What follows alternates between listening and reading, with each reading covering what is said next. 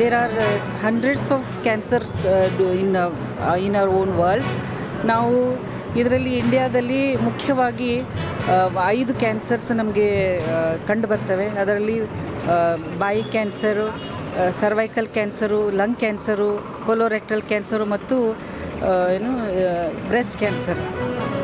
ಇಂಡಿಯಾದಲ್ಲಿ ಪ್ರತಿ ವರ್ಷಕ್ಕೆ 14 ಲಕ್ಷದಷ್ಟು ಸರ್ವೈಕಲ್ ಕ್ಯಾನ್ಸರ್ ರೋಗಿಗಳು ಕಂಡುಬರ್ತಾ ಇದ್ದಾರೆ, ಹೊಸ ರೋಗಿಗಳು ಕಂಡುಬರ್ತಾ ಇದ್ದಾರೆ. ಅದರಲ್ಲಿ 9 ಲಕ್ಷದಷ್ಟು ಕ್ಯಾನ್ಸರ್ ರೋಗಿಗಳು ಸಾವನ್ನಪ್ತಾ ಇದ್ದಾರೆ. ಅದಕ್ಕಾಗಿ ಮೇಯ್ನ್ ಫಸ್ಟ್ ಹೆಣ್ಣು ಮಕ್ಕಳಲ್ಲಿ ಸರ್ವೈಕಲ್ ಕ್ಯಾನ್ಸರ್ ಮತ್ತು ಬ್ರೆಸ್ಟ್ ಕ್ಯಾನ್ಸರ್ ಇಂಪಾರ್ಟೆಂಟ್. ಆದರೆ ಜಾಸ್ತಿ ಬಂದರೆ ನಾವು ಜಾಸ್ತಿ ಗಂಡಸರಲ್ಲಿ ಹೆಚ್ಚಾಗಿ ಟೊಬ್ಯಾಕೊ ಚೂಯಿಂಗಿಂದ ಮತ್ತು ಸ್ಮೋಕಿಂಗಿಂದ ಲಂಗ್ ಕ್ಯಾನ್ಸರ್ ಮತ್ತು ಬಾಯಿ ಕ್ಯಾನ್ಸರ್ ಜಾಸ್ತಿ ಬರ್ತಾ ಇದೆ. ನಾವು ಅದನ್ನು ನಮ್ಮ ಉದ್ದೇಶ ಏನು, ಕ್ಯಾನ್ಸರ್ ಬಗ್ಗೆ ಅವೇರ್ನೆಸ್ ಮೂಡಿಸಿ ಎಲ್ಲಿ ಮಾರ್ಟ್ಯಾಲಿಟಿ ಮತ್ತು ಮಾರ್ಬಿಡಿಟಿ ಮತ್ತು ಸಾವು ನೋವು ಮತ್ತು ಅಂಗವಿಕಲತೆಯನ್ನು ತಡೆಗಟ್ಕೋಬೇಕು ಅನ್ನೋದು ನಮ್ಮದು ಉದ್ದೇಶ ಆಗಿದೆ. ವರ್ಲ್ಡ್ ಕ್ಯಾನ್ಸರ್ ಡೇಯನ್ನು ಆಚರಿಸುತ್ತೇವೆ.